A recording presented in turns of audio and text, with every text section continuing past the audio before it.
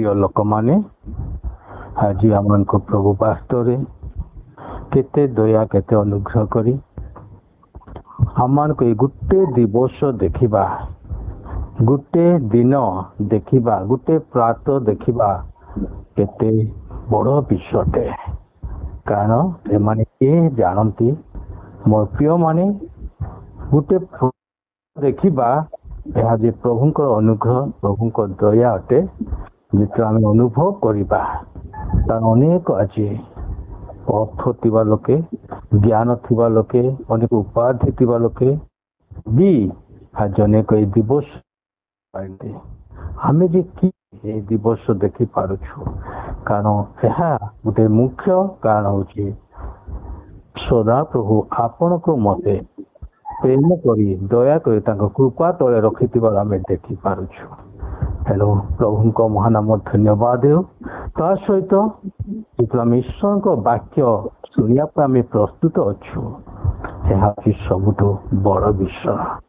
କାରଣ ଶୁଣିଲେ ଶ୍ରବଣରୁ ବିଶ୍ୱାସ ଜାତ ହୁଏ, ବିଶ୍ୱାସରୁ ଆଜି ଆମମାନେ ମୁକ୍ତି ଅନନ୍ତ ଯେଉଁ ଅଧିକାର ହୁଏ।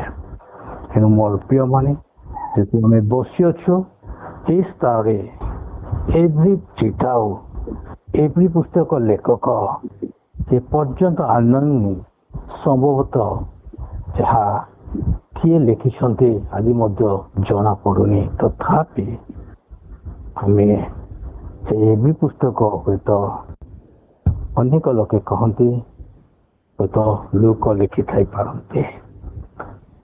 ମୋର ପ୍ରିୟମାନେ, ଏଭ୍ରି ପୁସ୍ତକର ଗୋଟେ ଗୁରୁତ୍ୱପୂର୍ଣ୍ଣ ମାନେ ଏଭ୍ରି କଲଚର ନେଇକିରି ଯାହା ସବୁ ଲେଖାଯାଇଛି।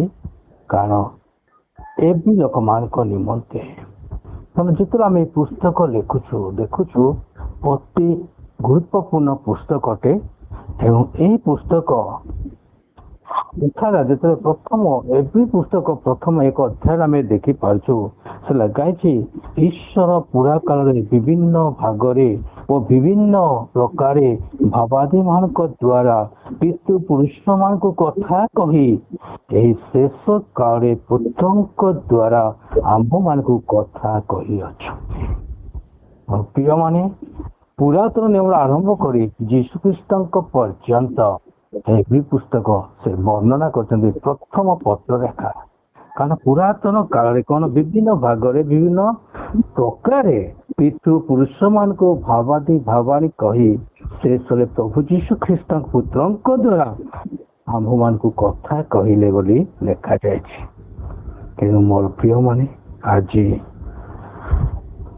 ଏଭ୍ରି ପୁସ୍ତକ ପୁରାତନ ଲୋକମାନଙ୍କ ଦ୍ୱାରା ଧରିକିରି ଏହି ନୂତନ ନିୟମ ଯୀଶୁଖ୍ରୀଷ୍ଟଙ୍କ ପର୍ଯ୍ୟନ୍ତ ପ୍ରକାଶିତ ହୋଇଅଛି। ତେଣୁ ଏହି ପୁସ୍ତକ ଅତି ଜରୁରୀ ଯେ ଏହି ପୁସ୍ତକରେ ନିଗୁଢ଼ ତତ୍ତ୍ୱ ରହସ୍ୟ ଗୁଡ଼ାକ ରହିଅଛି।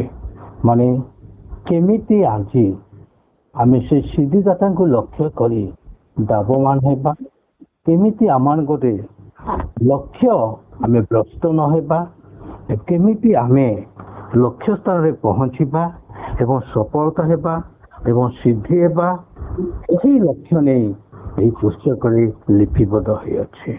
ତେଣୁ ମୋର ପ୍ରିୟମାନେ, ଏହି 12 ପଦରେ ଏକ ପଦ ଯେଉଁ ବାକ୍ୟ ଲେଖାଯାଇଛି, ମୋର ପ୍ରିୟମାନେ, ଯାହାକି ଆମେ ଗୋଟେ ପଦ ନେବା ବିଲିଭିଂ ଇନ୍ ଆଚିଭମେଣ୍ଟ, ମାନେ ବିଶ୍ୱାସର ସିଦ୍ଧି ହେବା, ବିଶ୍ୱାସର ଲକ୍ଷ୍ୟ, ବିଶ୍ୱାସର ସଫଳତା ହେବା, ଏହି ବିଷୟ ଲେଖାଯାଇଛି।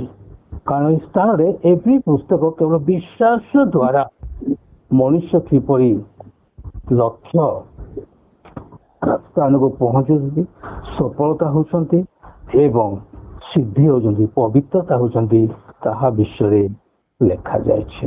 କାରଣ ପ୍ରତ୍ୟେକ ଖ୍ରୀଷ୍ଟୀୟ ବିଶ୍ୱାସୀ ମାନଙ୍କର ବିଶ୍ୱାସର ଲକ୍ଷ୍ୟ ନେଇ, ବିଶ୍ୱାସର ଭୂମି ନେଇ ଯେବେ ବଞ୍ଚିବା, ଏହା ହେଉଛି ଏଭ୍ରି ପୁସ୍ତକ ମୂଳ ଲକ୍ଷ୍ୟ।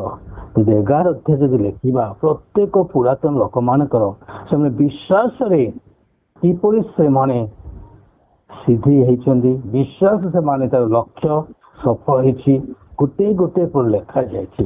ଏଣୁ ଏଇ 12 ପଦ 1 ପଦ ଲେଖାଇଲା ମତେ ଏଡେ ବୃହତ ମେଘ ତୁଲ୍ୟ ସାକ୍ଷୀ ମାନଙ୍କ ଦ୍ଵାରା। ମୋର ପ୍ରିୟମାନେ ଅବ୍ରାହମକୁ ଦେଖିବା, ମୋର ପ୍ରିୟମାନେ ଇସାକୁ ଦେଖିବା, ଜାକୁବଙ୍କୁ ଦେଖିବା, ଏଇ 11 ଅଧ୍ୟାୟରେ ଏତେ ରାହେବଙ୍କୁ ଏବଲଙ୍କୁ ଦେଖିବା ଏବଂ ଅନେକକୁ ଦେଖିବା। ଏ ସମସ୍ତେ ବିଶ୍ୱାସ ସିଦ୍ଧିଦାତା ମାନେ। ମୋର ପ୍ରିୟମାନେ ଏଇଟା ଲେଖାଯାଏ, ପ୍ରତ୍ୟେକ ଲୋକଙ୍କର ଲେଖାଯାଇଛି ସେମାନଙ୍କ ଜୀବନ କେମିତି ବିଶ୍ୱାସ ଦ୍ଵାରା ଅଗ୍ରସର ହେଇଥିଲେ, ବିଶ୍ୱାସ ଦ୍ଵାରା ସେମାନେ ଲକ୍ଷ୍ୟକୁ ସଫଳ କରିଥିଲେ। କୌଣସି ଦେଖୁନାହାନ୍ତି, କେବଳ ବିଶ୍ୱାସର ଜୀବନ ଆମେ ଏ ସ୍ଥଳରେ ଦେଖିପାରୁଛୁ। ଏଭ୍ରି 11 ଅଧ୍ୟାୟ।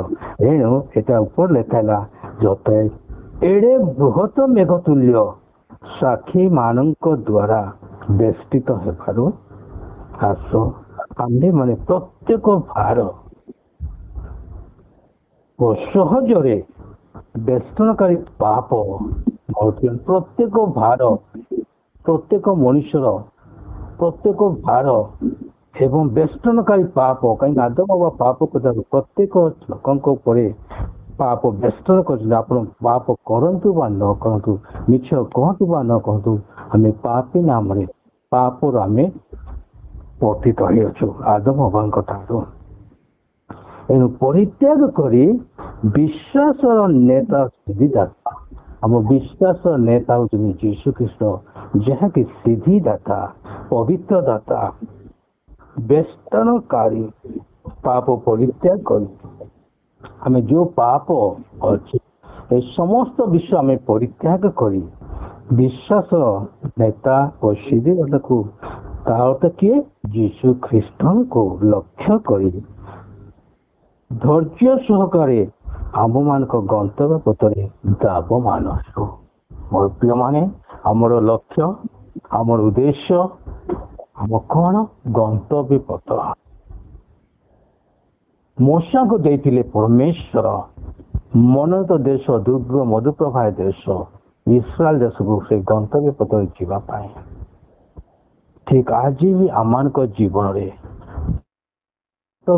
ମନୋନୀତ ଦେଶ, ମୋର ପ୍ରିୟମାନେ, ତାହାଙ୍କ ଆବାସ ରାଜ୍ୟକୁ ଯିବା ପାଇଁ। ସେଥିପାଇଁ ଆମେ ପ୍ରଭୁଙ୍କୁ ଜାଣିଛୁ, ସେଥିପାଇଁ ଆମେ ପ୍ରଭୁଙ୍କ ଦାବମାନ ହେଇଅଛୁ। କିନ୍ତୁ ମୁଁ କେବଳ 3ଟା ବିଷୟ ମୁଁ ଆପଣମାନଙ୍କୁ କହିଦେବି। ଅଧିକ କହିଲେ ଆପଣ ମନେ ରଖୁଛନ୍ତି କି ନାହିଁ ମୁଁ ଜାଣିନି। କେବଳ 3ଟା ବିଷୟ ମୁଁ ଆପଣମାନଙ୍କ ନିକଟରେ କହିବି। ମୋର ପ୍ରିୟମାନେ, ଆମେ ବିଶ୍ୱାସର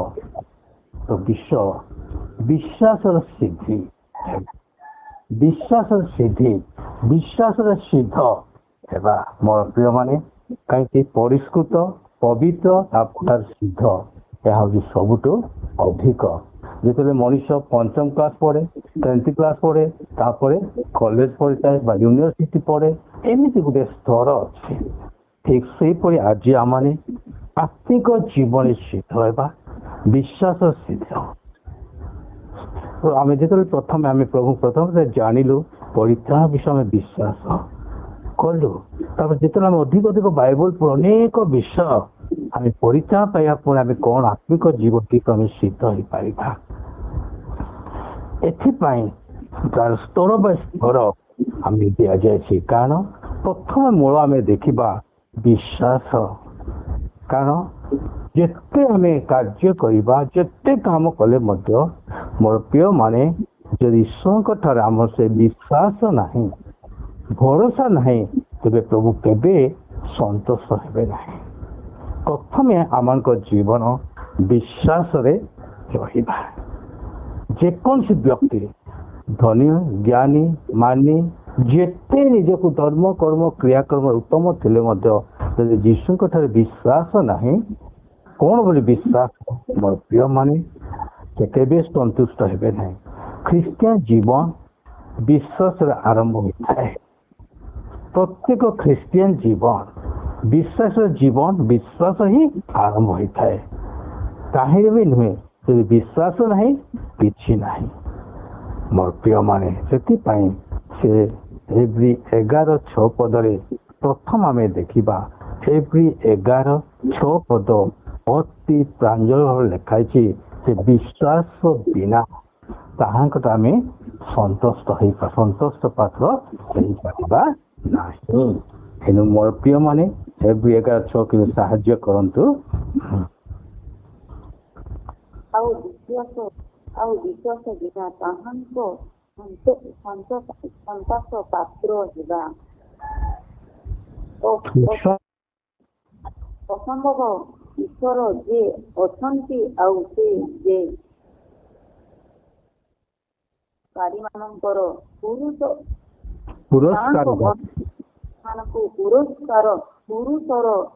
ପୁରୁଷର ଧାତା, ଏହା ତାହାଙ୍କୁ ଆସିବା ଲୋକ ବିଶ୍ୱାସ କରିବା ଆବଶ୍ୟକ। ମୋର ପ୍ରିୟ ମାନେ ଆସନ୍ତୁ ଆମେ ଧୀର ସ୍ଥିର ପଢିବା। ଆଜ୍ଞା ମୁଁ ପଢୁଛି। ଭଲରେ ପଢିବା। ଆଉ ବିଶ୍ୱାସ ବିନା ତାହାଙ୍କ ସନ୍ତୋଷ ପାତ୍ର ହେବା ଅସମ୍ଭବ। ଈଶ୍ୱର ଯେ ଅଛନ୍ତି ଆଉ ସେ ଯେ ତାହାଙ୍କ ଅନ୍ୱେଷଣକାରୀ ମାନଙ୍କର ପୁରସ୍କାର ଦାତା, ଏହା ତାହାଙ୍କ ଚାମକୁ ଆସିବା ଲୋକର ବିଶ୍ୱାସ କରିବା ଆବଶ୍ୟକ।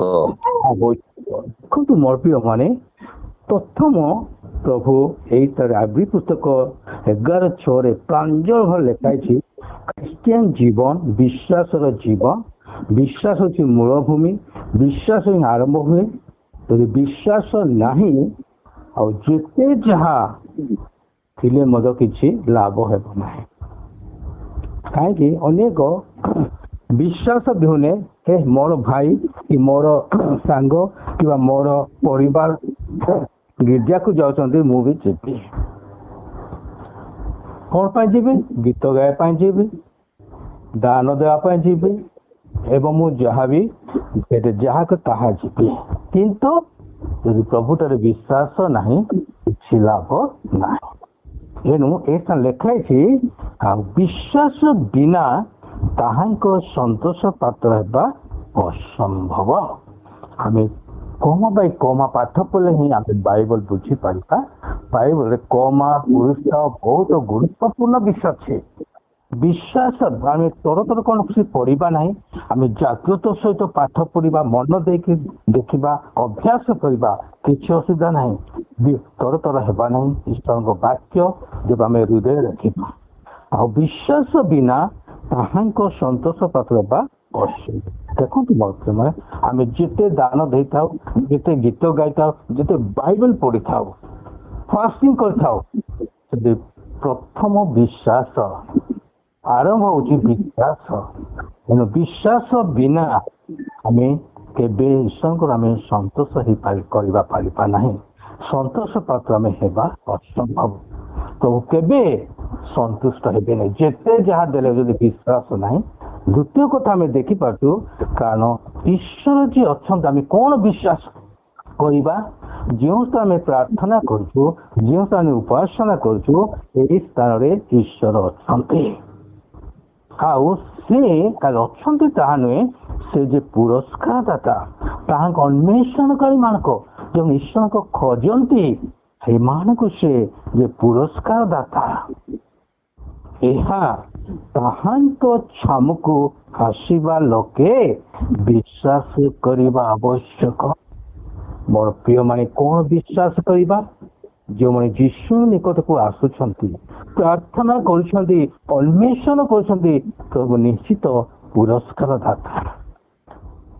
ପ୍ରଭୁ ମୋ ସହିତ ଅଛନ୍ତି, ସେ ପୁରସ୍କାର ଏହା ଯଦି ବାସ୍ତବରେ ହୃଦୟ ସହିତ ବିଶ୍ୱାସ କରି ଆମେ ପ୍ରାର୍ଥନା କରିବା, ତେବେ ନିଶ୍ଚିତ ପ୍ରଭୁ ସନ୍ତୁଷ୍ଟ ହେବେ। ସାଟିସ୍ଫ୍ୟାକ୍ସନ। ମୋର ପ୍ରିୟ ମାନେ, କାରଣ ପ୍ରଭୁ ଆମ ଠାରୁ ଆମ ହୃଦୟରେ କ'ଣ ଚାହାନ୍ତି? ବିଶ୍ୱାସର ହୃଦୟ। ପ୍ରଭୁ ଆମ ହୃଦୟରେ ବିଶ୍ୱାସର ହୃଦୟ ଚାହାନ୍ତି। ପ୍ରଭୁ ଏ ସ୍ଥାନ ଅଛନ୍ତି, ସେ ପୁରସ୍କାର ଦାତା ଅଟନ୍ତି, ସେ ତାହାଙ୍କ ଅନ୍ୱେଷଣକାରୀ ମାନଙ୍କ।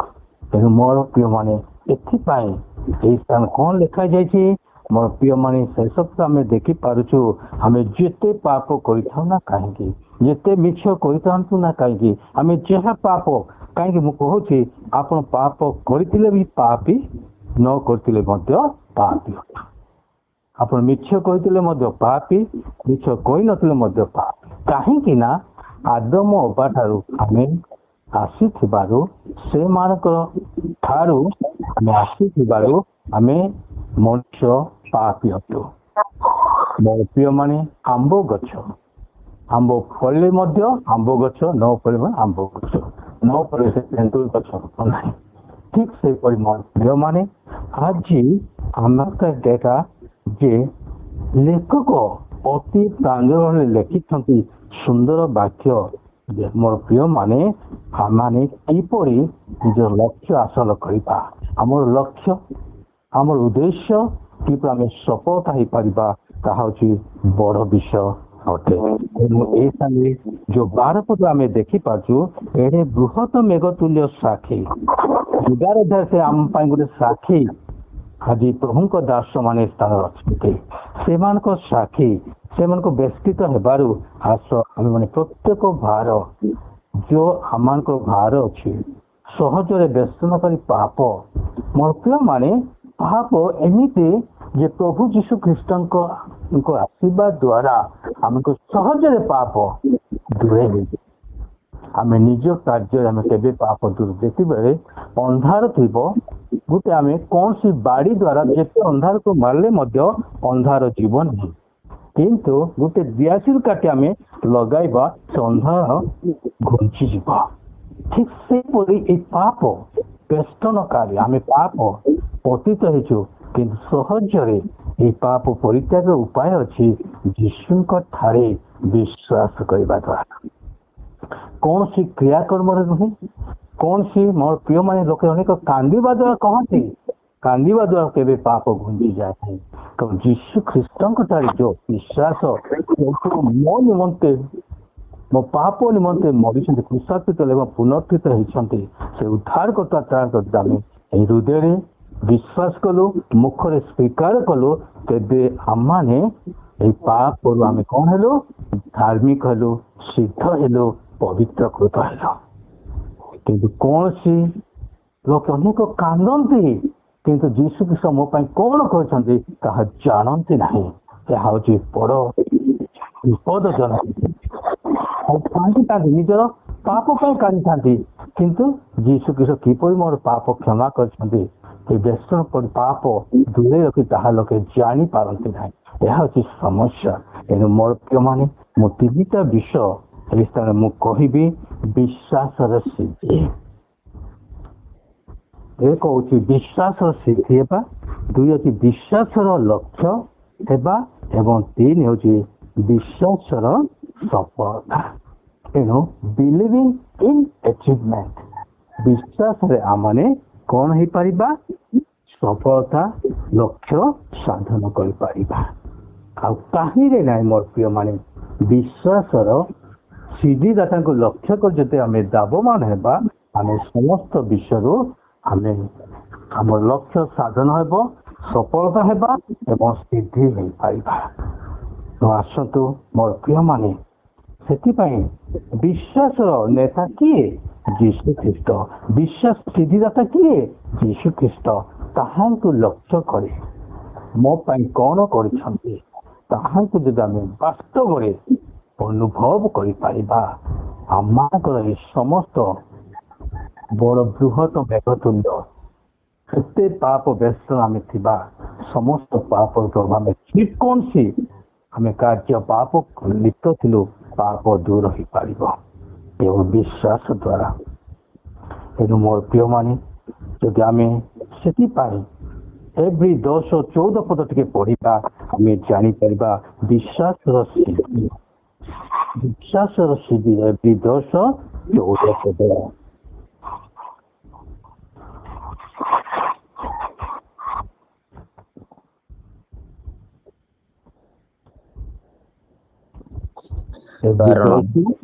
କାରଣ କେବଳ ଏକ ବଳିର ଉତ୍ସର୍ଗ ଦ୍ୱାରା ସେ ପବିତ୍ରକୃତ ହେଉଥିବା ଲୋକମାନଙ୍କୁ ଚିରକାଳ ପାଇଁ ସିଦ୍ଧ କରିଅଛନ୍ତି। ଏହା ଆଜି ପର୍ଯ୍ୟନ୍ତ ଲୋକେ ଜାଣିପାରୁନାହାନ୍ତି। କାରଣ କେବଳ ଏକ ବଳିର ଉତ୍ସର୍ଗ କିଏ କଲେ? ଏକ ବଳିର ଉତ୍ସର୍ଗ ଆମର ସିଦ୍ଧିଦାତା ପ୍ରଭୁ ଯୀଶୁ ଖ୍ରୀଷ୍ଟ। ଏକ ବଳି ଥରେ ମାତ୍ର ସେ ବଳିଦାନ କଲେ। ସେ ଉତ୍ସର୍ଗ କରିବା ଦ୍ୱାରା ସେ ପବିତ୍ରକୃତ ହେଉଥିବା ଲୋକମାନଙ୍କୁ ତାଙ୍କର ବିଶ୍ୱାସ କରୁଥିବା ଲୋକମାନଙ୍କୁ ମୋ ପ୍ରିୟମାନେ ଚିରକାଳ ପାଇଁ କଣ ସିଦ୍ଧ କରିଅଛନ୍ତି। ମାସେ ପାଇଁ ନୁହେଁ କି ବର୍ଷକ ପାଇଁ ନୁହେଁ କି ଆମ 10 ବର୍ଷ ପାଇଁ ନୁହେଁ 20 ବର୍ଷ ପାଇଁ ନୁହେଁ, ଚିରକାଳ ପାଇଁ ସିଦ୍ଧ କରିଅଛନ୍ତି। ଏହା ଅନେକ ଆଜି ପ୍ରଭୁଙ୍କ ଲୋକମାନେ ବିଶ୍ୱାସ କରିପାରୁନାହାନ୍ତି। ବାକ୍ୟ ଅଛି କିନ୍ତୁ ବିଶ୍ୱାସ କରିପାରୁନାହାନ୍ତି। ମାନେ ଦେଖନ୍ତୁ ମୋର ପ୍ରିୟମାନେ ଏ ସ୍ଥାନରେ କେତେ ଭୟଙ୍କର। ଥରେ ମାତ୍ର ପ୍ରଭୁ ଆପଣ ପାଇଁ ମୋ ପାଇଁ ବଳିଦାନ କଲେ, ଉତ୍ସର୍ଗୀକୃତ କଲେ। ଏହା ଯଦି ଆମେ ବିଶ୍ୱାସ କରୁଅଛୁ, ଆମେ ପବିତ୍ରକୃତ ହେଉଥିବା ଲୋକମାନେ, କାରଣ ପବିତ୍ରକୃତ ବିଶ୍ୱାସରେ ପବିତ୍ରତା କୃତ ହେଉଥିବା ଲୋକମାନେ ଚିରକାଳ ପାଇଁ ସିଦ୍ଧ। କାହିଁକି ତେବେ ଲୋକମାନେ ସିଦ୍ଧ ହେଲେ? ମାନେ ପରିଷ୍କୃତ, ପରିତ୍ରାଣ, ପବିତ୍ରତା, ନିର୍ମଳ ଠାରୁ ଆହୁରି ପବିତ୍ରତା ଠାରୁ ଆଉ ସିଦ୍ଧ ବଡ଼ ହାଇ କ୍ୱାଲିଟି ଚିରକାଳ ପାଇଁ ଲେଖା। ତେବେ ଆଜି ଅନେକ ଲୋକମାନେ ସଦାବେଳେ ବଡ଼ ବଡ଼ ମିଟିଂ ମାନଙ୍କୁ ଆପଣମାନେ ଦେଖୁଥିବେ। ଆଜି ମିଟିଂ ବଡ଼ ହେଲା, ପ୍ରଭୁ ମୁଁ ପାପୀ, କାଲି ମିଟିଂ ଥିବ ମୁଁ ପାପୀ, ପ୍ରଭୁ ଯଦି ଆଉ ଥରେ କ'ଣ କୃପାନ୍ୱିତ ହେବେ କି ନାହିଁ। ତେବେ ଆମେ ବିଶ୍ୱାସ କରିନୁ ମୋର ପ୍ରିୟମାନେ। ତେବେ ଅନେକ ଆଜି ବିଶ୍ୱାସ କରିପାରିନାହାନ୍ତି ଯେ ପ୍ରଭୁ ମୋତେ ଚିରକାଳ ସିଦ୍ଧ କରିଛନ୍ତି। ଆଜି ଆମେ ବାକ୍ୟରେ ଯିବା, ପ୍ରଭୁ ଚିରକାଳ ପାଇଁ କେବଳ ପ୍ରଭୁ ଆଜି ଆମମାନଙ୍କୁ ଅଲରେଡ଼ି କୃପାନ୍ୱିତ ଦ୍ୱାରା ଅଲରେଡ଼ି ପବିତ୍ରକୃତ କରିଛନ୍ତି, ଅଲରେଡ଼ି ଆମମାନଙ୍କୁ ସିଦ୍ଧ କରିଛନ୍ତି। ଏହା ବିଶ୍ୱାସ କରି ସିଦ୍ଧିଦାତାଙ୍କୁ ଆମେ ଲକ୍ଷ୍ୟ କରିବା ଆବଶ୍ୟକତା ଅଛି। ମୋର ପ୍ରିୟମାନେ, ଯେଉଁ ପର୍ଯ୍ୟନ୍ତ ମୁଁ ଧାର୍ମିକ ବୋଲି ଆମେ ଜାଣିପାରିବା ନାହିଁ, ମୁଁ ପ୍ରଭୁଙ୍କ ରକ୍ତରେ ସିଦ୍ଧ ହେଇଛି ବୋଲି ନ ଜାଣିବା, ସେ ପର୍ଯ୍ୟନ୍ତ ଆମମାନଙ୍କ ଠାରେ ଅନେକ ପାପର ଗଞ୍ଜନା ଥିବ। ଅନେକ ଶୈତାନ ଆମମାନଙ୍କୁ ତମେ ଏଟା କରିଛ, ସେଟା କରିଥିଲ, ଏଟା କରିଥିଲ ଗଞ୍ଜନା ଦେଉଥିବ। ଯେଉଁ ପର୍ଯ୍ୟନ୍ତ ମୁଁ ସିଦ୍ଧ ହେଇଛି, ମୁଁ ପବିତ୍ର ହେଇଛି ଯୀଶୁଙ୍କ ରକ୍ତରେ, ଯୀଶୁ କୃପାନ୍ୱିତ ହେବା ଦ୍ୱାରା ମୁଁ ଯୀଶୁଙ୍କ ଧାର୍ମିକତା ଏହା ଯଦି ଅନୁଭବ କରିବା, କିଛି ଆମ ହୃଦୟରେ କଷ୍ଟ ଆସିବ ନାହିଁ। ତେଣୁ ମୋର ପ୍ରିୟମାନେ, ସେ ସିଦ୍ଧିଦାତାଙ୍କୁ ଲକ୍ଷ୍ୟ କରି ଯୀଶୁ ତାଙ୍କୁ ସିଦ୍ଧ କରିଛନ୍ତି, ତାହାକୁ ଲକ୍ଷ୍ୟ କରିବା ଦ୍ୱାରା ଆମମାନେ ଚିରକାଳ ପାଇଁ ସିଦ୍ଧ ହେଇପାରିଛୁ। ନମ୍ବର 2, ମୋର ପ୍ରିୟମାନେ, କାରଣ ଆମେ ଦେଖିପାରୁଛୁ ଯଦି କେମିତି ଆମେ ପରିତ୍ରାଣ ପାଇଛୁ, ପରିତ୍ରାଣ ଆରମ୍ଭ ହୁଏ ପବିତ୍ରତାର ସିଦ୍ଧ ହେବା ଆରମ୍ଭ ହୁଏ। କେମିତି? କାରଣ ଆମେ କ୍ରିୟାକର୍ମର ନୁହେଁ ମୋର ପ୍ରିୟମାନେ। ଏଥିପାଇଁ ଏଗୁଡ଼ାକୁ ବାହାଟ କରନ୍ତୁ। ଏଫେସୀୟ 2:8 ଲେଖାଯାଇଛି ମୋର ପ୍ରିୟମାନେ, ତାହା ଆପଣମାନେ ହୃଦୟରେ ରଖନ୍ତୁ। କେମିତି ଆମେ ପରିତ୍ରାଣ ପାଇଲୁ, କେମିତି ଆମେ ପବିତ୍ର ହେଲୁ, ଏହା ଆମେ ଏଫେସୀୟ 2:8 ଲେଖାଯାଇଛି। ପଢ଼ନ୍ତୁ ଏଫେସୀୟ 2:8।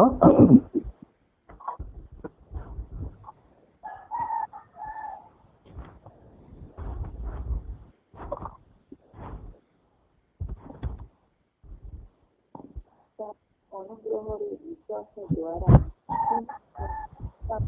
ପାଇଅଛ, ତାହା ତୁମମାନଙ୍କ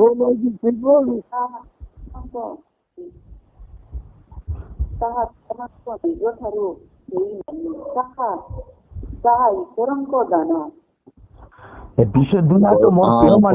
ପଢୁଛି ଆଜ୍ଞା।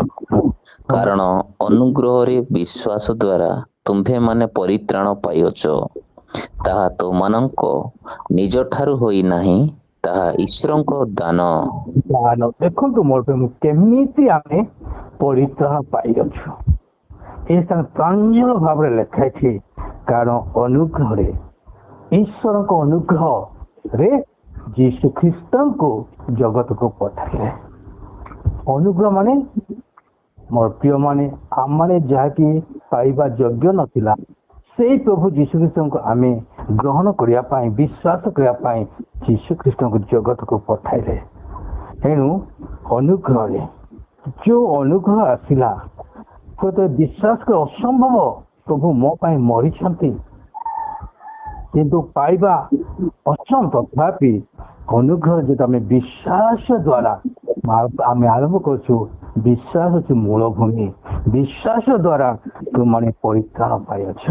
ମୋର ପିଲାମାନେ କର୍ମ ଦ୍ଵାରା ନୁହେଁ, ବ୍ୟବସ୍ଥା ଦ୍ଵାରା ନୁହେଁ, କିମ୍ବା କୌଣସି ପ୍ରାର୍ଥନା କରିବା ଦ୍ଵାରା ନୁହେଁ, ବାକ୍ୟ ପଢିବା ଦ୍ଵାରା ନୁହେଁ। ପ୍ରଥମେ ସ୍ଥାନ ଲେଖିପାରୁଛୁ କାରଣ ଅନୁଗ୍ରହରେ ବିଶ୍ୱାସ ଦ୍ଵାରା ପରମେଶ୍ୱର ପ୍ରଭୁ ଯୀଶୁଖ୍ରୀଷ୍ଟଙ୍କୁ ପଠାଇଲେ ଆମଙ୍କ ଅନୁଗ୍ରହ କୃପା ନିମନ୍ତେ। ତାହା ଆମେ ଯଦି ବିଶ୍ୱାସ କଲୁ, ବିଶ୍ୱାସ ଦ୍ଵାରା ମାନେ ପରିତ୍ରାଣ ପାଇଅଛ। ପାଇବ ବି ନୁହେଁ କି ପାଇଥିଲ ନୁହେଁ, ମୋର ପ୍ରିୟ ମାନେ ପାଇଅଛ। ଅଲରେଡି ଆମେ ପାଇଅଛୁ। ଯଦି ଆମେ ପ୍ରଭୁଙ୍କୁ ବିଶ୍ୱାସ କରିଛୁ, ପ୍ରଭୁଙ୍କୁ ଆମେ ଗ୍ରହଣ କରିଅଛୁ ତ୍ରାଣକର୍ତ୍ତା ରୂପେ, ମୁକ୍ତିକର୍ତ୍ତା ରୂପେ, ସିଦ୍ଧିଦାତା ରୂପେ, ତେବେ ଆମେ ପାଇଅଛୁ। ତାହା ତୁମମାନଙ୍କ ନିଜ ଠାରୁ ହୋଇନା। ଦେଖନ୍ତୁ ମୋ ପ୍ରିୟ, ଏହା କୌଣସି ଆମମାନଙ୍କ ନିଜ ଠାରୁ ହିଁ ହୋଇନାହିଁ। ତାହା ହଉଛି ଈଶ୍ୱରଙ୍କ ଦାନ। କାରଣ ଦାନ ତ ଯୀଶୁଖ୍ରୀଷ୍ଟଙ୍କୁ ଦାନ କରିଥିବାରୁ, ଆମେ ତାହାକୁ ବିଶ୍ୱାସ କରିଥିବାରୁ ପରିତ୍ରାଣ ପାଇଅଛୁ। ତେବେ ଆମେ କଣ? ବିଶ୍ୱାସ ଦ୍ଵାରା ଆମେ ସବୁ କିଛି ହୋଇପାରିଛେ। ମୋର ପ୍ରିୟମାନେ, କୌଣସି କ୍ରିୟାକୁ ଅନେକ ଲୋକଙ୍କୁ ଜଣାଉଛନ୍ତି, ପ୍ରାର୍ଥନା କର ପରିତ୍ରାଣ ପାଇବ। କିନ୍ତୁ ଆମେ ପାଇଥିବାରୁ ଆମେ ପ୍ରଭୁଙ୍କୁ ଧନ୍ୟବାଦ ପ୍ରାର୍ଥନା କରିବା। ଯୋଉ ପର୍ଯ୍ୟନ୍ତ ଛୁଆ ମା ପେଟରୁ ଥିବ, ସେ କେବେ କିଛି ତାଙ୍କ କାର୍ଯ୍ୟ କରିପାରିବ। ଜୀବିତ ଥାଇପାରେ ପେଟ ଭିତରେ, କିନ୍ତୁ ସେ କିଛି କରିପାରିବ ନାହିଁ। ଯେତେବେଳେ ଛୁଆ ଜନ୍ମ ହେଇଥାଏ, ସେ କାନ୍ଦିବାକୁ ଆରମ୍ଭ କଲେ, କାହିଁକି? ଛୁଆ ଆସିଥିବାରୁ ସେ ଠିକ ସେହିପରି ମୋର ପ୍ରିୟ ମାନେ ସେ କଥାବାର୍ତ୍ତା, ସେ ବଢିବ, ସେ କଥାବାର୍ତ୍ତା କରିବ, ଚାଲିବ। ଠିକ ସେହିପରି ମୋର ପ୍ରିୟ ମାନେ ଯେହେତୁ ଆମେ ପରିତ୍ରାଣ ପାଇଲୁ, ନୂତନ ଜୀବନ ପାଇଲୁ, ତାପରେ ଆମେ ପ୍ରଭୁଙ୍କୁ ଧନ୍ୟବାଦ ପ୍ରାର୍ଥନା ବାକ୍ୟ ସବୁ ଆରମ୍ଭ ହୋଇଥାଏ। ତେଣୁ ମୋର ପ୍ରିୟ ମାନେ, ଆଜି ଆମମାନେ ଏହି ସ୍ଥାନ ଦେଖିପାରୁଛୁ ଯେ ପରିତ୍ରାଣ ଆମମାନେ ପବିତ୍ରତା, ସିଦ୍ଧତା କେବଳ ବିଶ୍ୱାସ ଦ୍ଵାରା ଆମେ ପାଇଅଛୁ।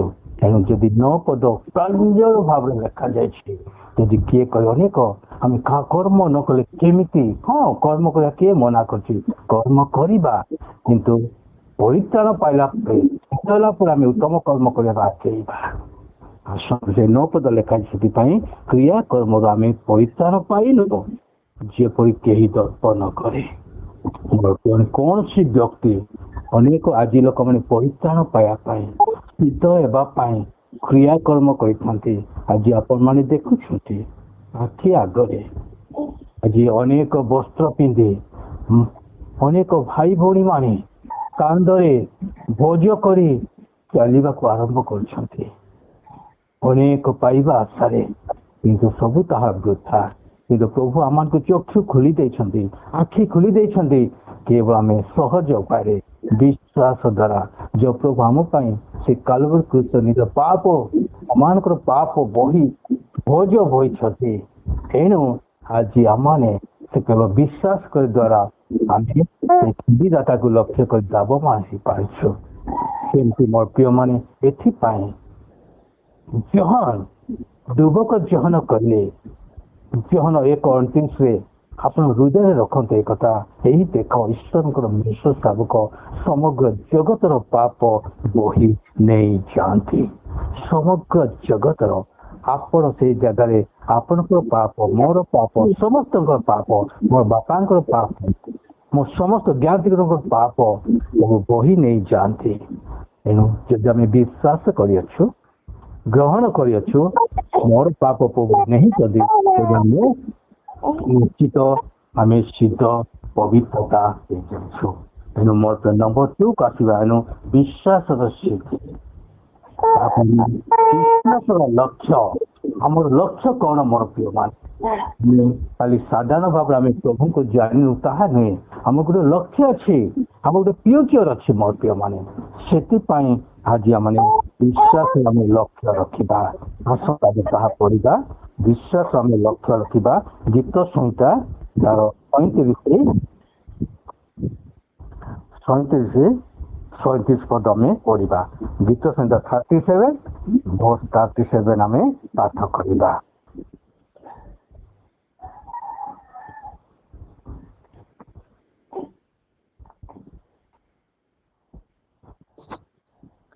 ସିଦ୍ଧ ଲୋକକୁ ଲକ୍ଷ୍ୟ କର ଓ ସରଳ ଲୋକକୁ ନିରୀକ୍ଷଣ କର, କାରଣ ଶାନ୍ତି ପ୍ରିୟ ଲୋକର ଶେଷ ଫଳ ଅଛି। ଦେଖନ୍ତୁ ମୋ ପ୍ରିୟ ବିଶ୍ୱାସର ଲକ୍ଷ୍ୟ ଆଜି ଆମମାନଙ୍କର ଯୋଉ ବିଶ୍ୱାସ କରିଛୁ ସିଦ୍ଧିଦାତାଙ୍କୁ ଆମେ ବିଶ୍ୱାସ କରୁଛୁ।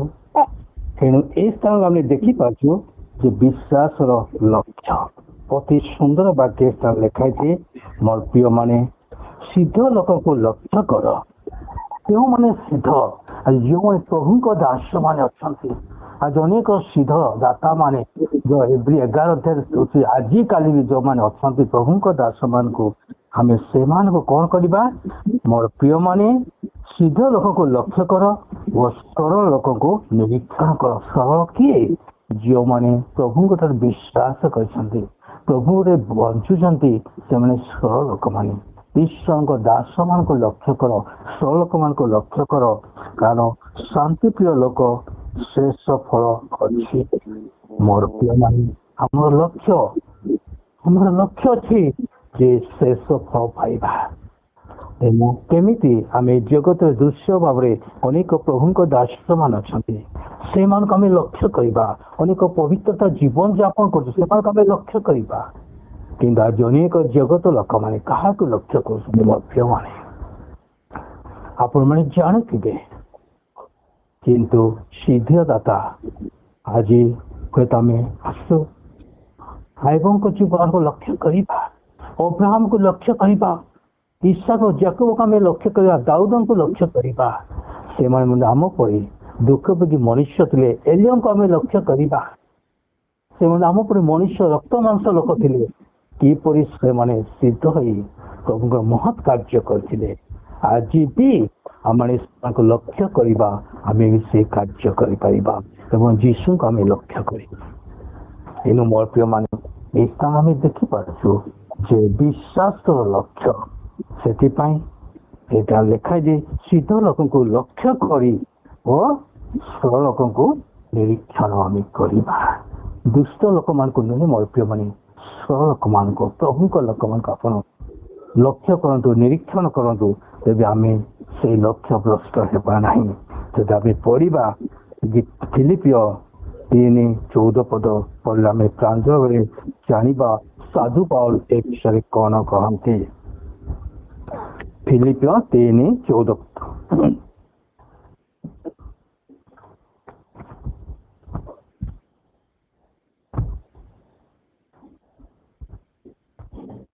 ଫିଲିପିଓ 3:14 ପଦ ଖୋଲନ୍ତୁ।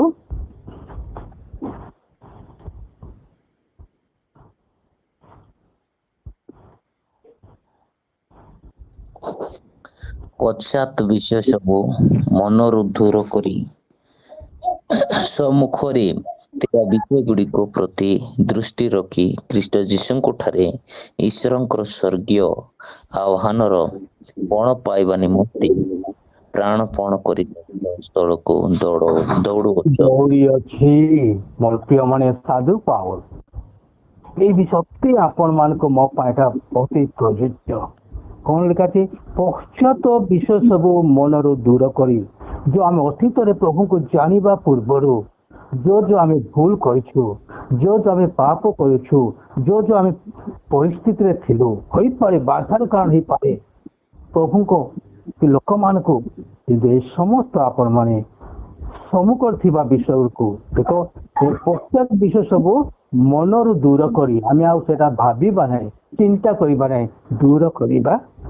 ଯାହା ଅତୀତ ଯାହା ହେଇଛି ପ୍ରଭୁଙ୍କ ଜାଣିବା ପୂର୍ବରୁ, ସେଇଟା ବି ଗୋଟେ ଅନେକ ପ୍ରତିବନ୍ଧକ। ଆଗକୁ ନ ବଢିବାର ପ୍ରତିବନ୍ଧକ ହଉଛି ପଶ୍ଚାତ ବିଷୟ। ଯୋଉ ଆଗରୁ ଆମେ ଯାହା କରିଥିଲୁ ତାହା ଭାବିଲେ ଆମେ କେବେ ଆଗକୁ ଯାଇପାରିବା ନାହିଁ। ତେଣୁ ପଶ୍ଚାତ ବିଷୟ ଆମେ ଯାହା ଅତୀତରେ ଘଟି ଯାଇଛି, ଗୋଟେ ଭାବିବା bullet and ballot never return. ବନ୍ଧୁକର ଥରେ ଗୁଳି ଯଦି ଚାଲିଯାଏ ତାହା ଆମେ କେବେ ଖୋଜିଲେ ଆମେ କେବେ ଆଗକୁ ଯାଇପାରିବା ନାହିଁ, ଏବଂ ଅନ୍ୟ ଗୁଳି ଗୁଡ଼ାକ ଖୋଜିଲେ ପାଇପାରିବା। ଠିକ୍ ସେହିପରି ମୋର ପ୍ରିୟମାନେ ଅତୀତ ଯାହା ଘଟି ଯାଇଛି, ଯାହା ହେଇଯାଇଛି, ଆମେ ଯାହା ବି କରିଛୁ, ଭୁଲ କରିଛୁ ବା କ'ଣ କରିଛୁ ଆମେ ଜାଣିନୁ, ଯାହା ବି ଆମେ ହରାଇଛୁ ତାହା ଆମେ ସବୁ ଦୂର କରି ସମ୍ମୁଖରେ ଥିବା ବିଷୟ ଗୁଡିକ ପ୍ରତି ଯୋଉ ଆଜିକା ସମ୍ମୁଖରେ ଥିବା ବିଷୟ ଗୁଡିକ ପ୍ରତି ଆମେ ରଖି ଖ୍ରୀଷ୍ଟ ଯୀଶୁଙ୍କ ଠାରେ ଏସବୁ ସମ୍ମୁଖରେ ଥିବା ଆମେ ଆଗକୁ ଯାଉଛୁ ବଢୁଛୁ। ତେଣୁ ଖ୍ରୀଷ୍ଟ ଯୀଶୁଙ୍କ ଠାରେ ଆମେ ସ୍ୱର୍ଗୀୟପଣ ପାଇବା ନିମନ୍ତେ ଆମେ କଣ କରିବା? ପ୍ରାଣପଣ କରି ଆମେ ଲକ୍ଷ୍ୟ ସ୍ଥଳକୁ ଆମେ ଦୌଡ଼ିବା। ଏହା ସାଧୁ ପାଉଲଙ୍କର ଚିନ୍ତାଧାରା ଥିଲା। ସାଧୁ ପାଉଲ କାହିଁକି ଏ କଥା କହିଲେ? ସେ ଅନେକ ଖ୍ରୀଷ୍ଟିଆନଙ୍କୁ ଚାଳନା କରୁଥିଲେ। ସ୍ଟିଫାନଙ୍କୁ ମାରିବାକୁ ତାର ହାତ ଥିଲା। ଅନେକ ସେ ଖ୍ରୀଷ୍ଟିଆନଙ୍କୁ ଜେଲ ନେଉଥିଲେ।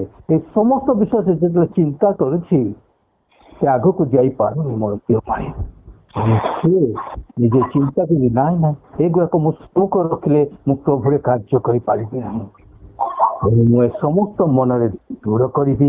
ପ୍ରଭୁଙ୍କ ଲକ୍ଷ୍ୟ ସ୍ଥଳ ମୁଁ ଦାବମାନ ହେବି। ତେଣୁ ମୋର ପ୍ରିୟମାନେ, ଆମର ବିଶ୍ୱାସର ଜୀବନ ଲକ୍ଷ୍ୟ ପଶ୍ଚାତ ବିଷୟ ଆମେ ଭୁଲିଯିବା, ପଶ୍ଚାତ ଆମେ ପରିତ୍ୟାଗ କରିବା। ତେଣୁ ଅତି ପ୍ରାଞ୍ଜଳ ଭାବରେ ଆଉ ଥରେ ମୁଁ ସ୍ମରଣ କରାଏ, ଅତି ପ୍ରାଞ୍ଜଳ ଭାବରେ ଜିସାୟ ପୁସ୍ତକରେ ଏ କଥା ଲେଖାଯାଇଛି। ହୁଏତ ଜିସାୟ 43:18-19 ଏ କଥା। ଯଦି ଆମେ ଆଗ ବିଷୟ ବିବେଚନା କରିବା, ଆଗ ବିଷୟ ଆମେ ଭାବିବା, ତେବେ ଆମେ ଆଗକୁ ନୂତନ ବିଷୟ ଆମେ କାର୍ଯ୍ୟ କରିପାରିବା ନାହିଁ। ଆସନ୍ତୁ ଜିସାୟ 43 ଟିକେ ଖୋଲିବା, କାହିଁକି ଆମେ ବାକ୍ୟ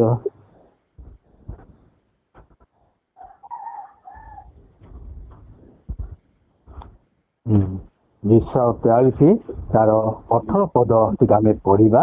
18-19 ପଦ ପଢିଲେ ଆମେ ଜାଣିପାରିବା। କାରଣ ଯାହା ବାକ୍ୟରେ ଅଛି ବାକ୍ୟ ଅନୁସାରେ ଆମେ ଚାଲିବା ଦ୍ୱାରା ଆମର ଲକ୍ଷ୍ୟ।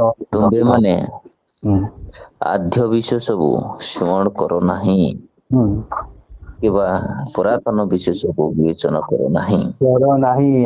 ଦେଖ ମୋର ପ୍ରିୟ ମାନେ, ଆଦ୍ୟ ବିଷୟ ତୁମେ ମାନେ ଆଦ୍ୟ ବିଷୟ ଆମେ କେବେ ମନେ ପକାଇବା ନାହିଁ, ସ୍ମରଣ କରିବା ନାହିଁ। କିମ୍ବା ପୁରାତନ ବିଷୟ ସବୁ ଆମେ କେବେ ଆମେ ବିବେଚନା କରିବା ନାହିଁ। ମୁଁ ଏଟା କରିଥିଲେ ଏମିତି ହେଇଥାନ୍ତି, ମୁଁ ଏଟା କରିଥିଲେ ଏମିତି କରିଥାନ୍ତି, ମୁଁ ଏମିତି କରିଛି। ଏଗୁଡାକ ଭାବି ଭାବି ମଣିଷ କଣ ଲୁଣ କାଏ ହାଣ୍ଡି ଆଉ ଚିନ୍ତା କାଏ ଗଣ୍ଡି କହିଲା ପରି ମଣିଷ କେବଳ ଶୁଖିଯାଏ। ହୃଷ୍ଟପୃଷ୍ଟ ହେଲେ ତ ମଣିଷ ଆଗକୁ ଯିବ। ତେଣୁ ମୋର ପ୍ରିୟ ମାନେ ସମସ୍ତ ଭାବିବା, ଏଟା ସମସ୍ତ ବିବେଚନା କରିବା, ସ୍ମରଣ କରିବା ନାହିଁ ଅତୀତର ଯାହା ବି ଘଟିଛି। ତେବେ ପ୍ରଭୁ ଆମକୁ ପ୍ରତିଜ୍ଞା କରିଛନ୍ତି ଏ 19 ପଦରେ, ଦେଖ ଆମେ ଏକ ନୂତନ କାର୍ଯ୍ୟ କରିବା, ତାହା ଏବେ ଅଙ୍କୁରିତ ହେବ। ନୂତନ କାର୍ଯ୍ୟ ଆମେ ପ୍ରତିଜ୍ଞା କରିଛନ୍ତି।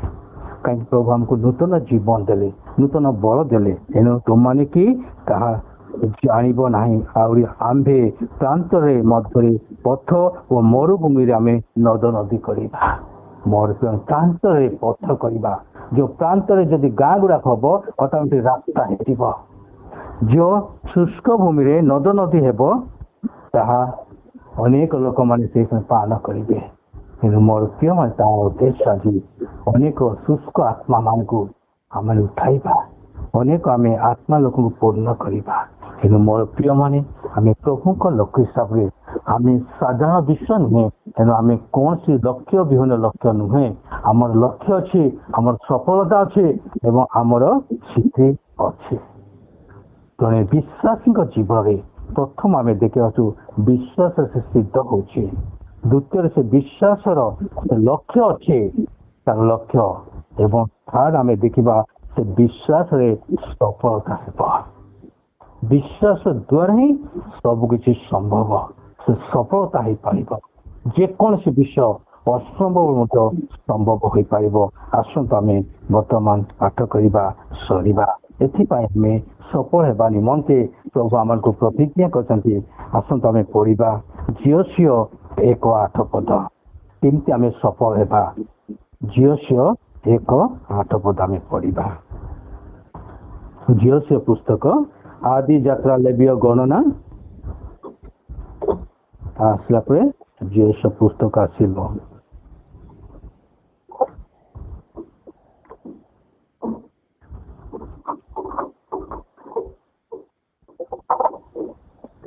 ଜିଓସିଓ 1:8 ପେଣ୍ଟାଟୁକ ଆସିଲା ପରେ ଏଟା ଆସିବ। ଆଦି ଯାତ୍ରା ଲେବୀୟ ଗଣନା ପରେ ଦ୍ୱିତୀୟ ବିବରଣୀ ପରେ ଜିଓସିଓ ଆସିବ। 1:8 ପଦ ପଢନ୍ତୁ। ଜିଓସ 1:8 ପଦ। ଜିଓସ ପୁସ୍ତକ 1:8 ପଦ।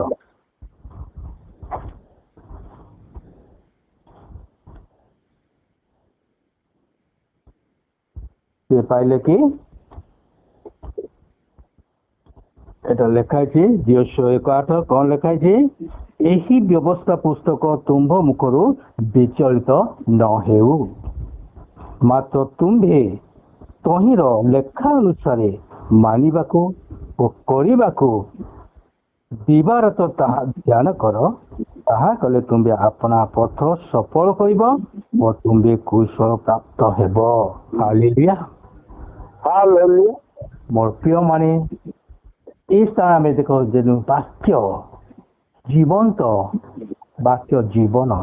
ତେଣୁ ମୋର ପ୍ରିୟ ମାନେ, এই ବ୍ୟବସ୍ଥା ପୁସ୍ତକ, ଯୋଉ ବ୍ୟବସ୍ଥା, ଯୋଉ ଶାସ୍ତ୍ର, ଯୋଉ ବାକ୍ୟ ମାନେ ଯାହା ଆମେ ପଢିଲୁ, ଯାହା ଲେଖା ଅଛି ତାହା ଆମକୁ ବିଚଳିତ ନ କରୁ, ସରଳ ଭାବରେ ବିଶ୍ୱାସ କରିବା, ଗ୍ରହଣ କରିବା।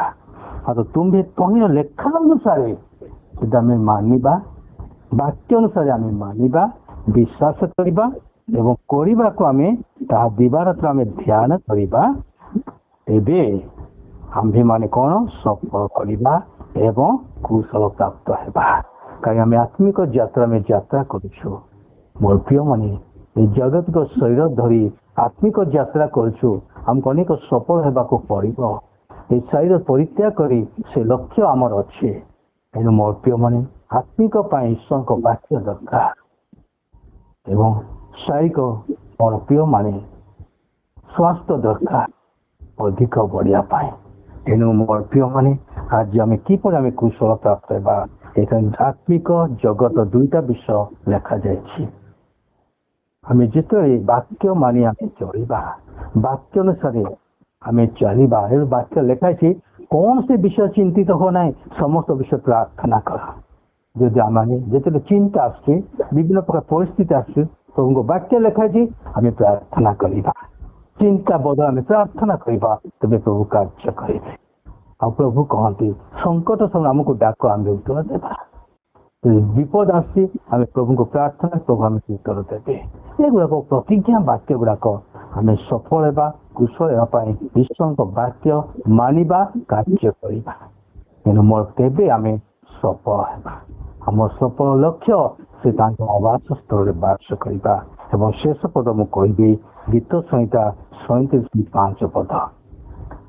ଯଦି ଆମେ ଈଶ୍ୱରଙ୍କ ଠାରେ ଭରସା ରଖିଛୁ, ବିଶ୍ୱାସ କରିଛୁ, ସେଇ ଗୀତ ସଂହିତା 37:5 ପଦ ଶେଷ ପଦ ପଢିବା, ଶେଷ ପଢିବା। ଗୀତ ସଂହିତା 37 ତାର 5 ପଦ।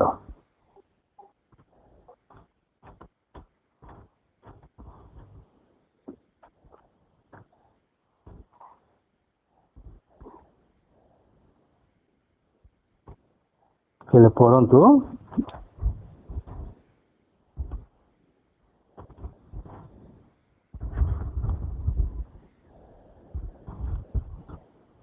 ହ୍ୟାଲୋ,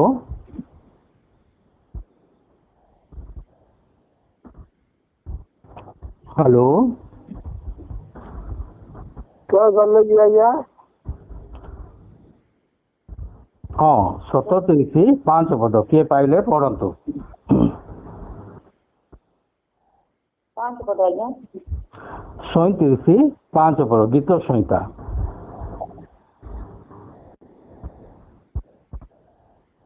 ସଦାପ୍ରଭୁଙ୍କ ଠାରେ ତୁମର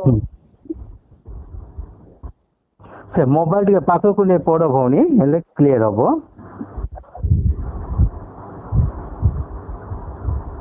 ହଁ ପଢନ୍ତୁ।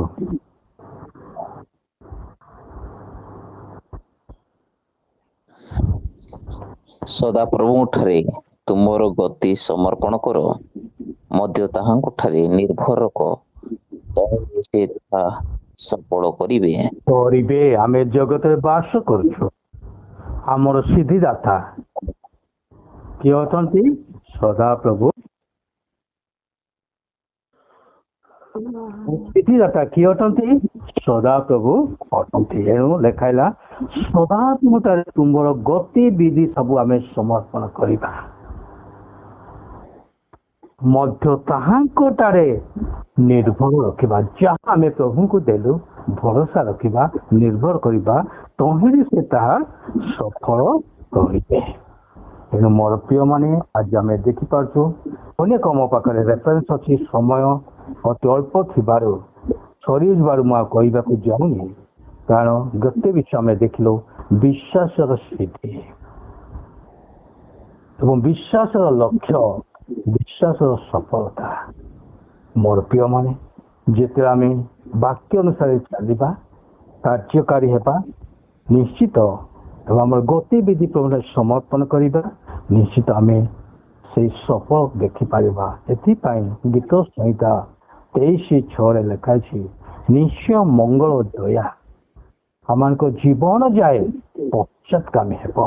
এই তিনিটা ବିଷୟ ଆମର ଅଛି, ବିଶ୍ୱାସ ସିଦ୍ଧି, ବିଶ୍ୱାସ ଲକ୍ଷ୍ୟ, ବିଶ୍ୱାସ ସଫଳତା। ନିଶ୍ଚିତ ମଙ୍ଗଳ ଦୟା ଆମ ପଛରେ ଗୋଡ଼ାଇବ, ଶେଷରେ ଆମେ ସଦାପ୍ରଭୁ ଗୃହରେ ବାସ କରିବା। ଏହା ହେଉଛି ଆମର ଲକ୍ଷ୍ୟ, ଏହା ହେଉଛି ବିଶ୍ୱାସର ସିଦ୍ଧି, ଏହା ହେଉଛି ବିଶ୍ୱାସର ଲକ୍ଷ୍ୟ, ଏହା ହେଉଛି ବିଶ୍ୱାସର ସଫଳତା ହେଇପାରିବା। ପ୍ରଭୁ এই ଛୋଟ ବାକ୍ୟରୁ ସମସ୍ତଙ୍କୁ ଆଶୀର୍ବାଦ କରନ୍ତୁ।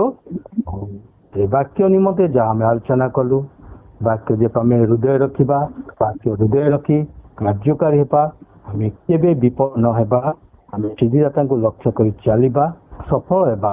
ଏଥିପାଇଁ ପ୍ରାର୍ଥନା କରିବା। ନାଗେଶ୍ୱର ଅଛନ୍ତି, ପ୍ରାର୍ଥନା କରିବେ। हालेलुया, धन्यवाद पिता प्रभु। ଯାହା ଯାହା ବାପା ବିଶ୍ୱାସ ବାପା ସିଦ୍ଧିଦାତା ବାପା ସିଦ୍ଧ ହେଇପାରିବା ପ୍ରଭୁ, ବିଶ୍ୱାସରେ ପରିତ୍ରାଣ ପାଇବା, ବିଶ୍ୱାସରେ ବାପା ଲକ୍ଷ୍ୟ ସ୍ଥଳକୁ ପହଞ୍ଚିବା ପ୍ରଭୁ, ବିଶ୍ୱାସରେ ସବୁ କିଛି ବାପା ପ୍ରଭୁ ଏ ବାକ୍ୟ ତୁମେ ଶିଖିଥିବା ତୁମକୁ ଧନ୍ୟବାଦ ଦଉଛି ବାପା ପ୍ରଭୁ। ଯେତିକି ଭାଇ ଭଉଣୀ ବାପା ମୋବାଇଲ ସାହାଯ୍ୟ କମ୍ପ୍ୟୁଟର ବାପା ଶୁଣୁଛନ୍ତି, ପ୍ରତ୍ୟେକକୁ ତୁମେ ଆଶୀର୍ବାଦ କର, ଦୟା କର, ଅନୁଗ୍ରହ କର, ଯୀଶୁଙ୍କ ନାମରେ। ଆମେନ୍, ଆମେନ୍, ଆମେନ୍, ଆମେନ୍।